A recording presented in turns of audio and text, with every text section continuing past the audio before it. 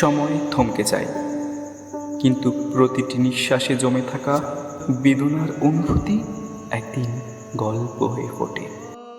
এই শহরের ইটকাঠের ভিড়ে বহু গল্প চাপা পড়ে থাকে। কিছু সম্পর্ক আলো পায় না, তবু নিঃশব্দে বেঁচে থাকে। আছে কালো শোষী চাতক অবশেষে সমাজের শব্দের জঞ্জালে চাপা পড়ে যায় অনেক না বলা কথা।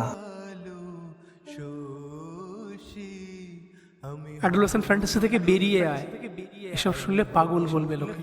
তোর এইসবের জন্য কিছুদিন পর আর সমাজে মুখ দেখানো যাবে না। আমি চাই না সমাজ আমার জন্য আমার বাবা মাকে হেনস্থা করুক। যে নদী নিজের ছন্দে বয়, তাকে স্রোতের বিপরীতে যেতে অন্যের পারমিশন নিতে হয় না। তবু হৃদয়ের চোরাকোঠায় গল্পগুলো লেখা হয় নিজে নিজেই। আমার মনের মানুষের সব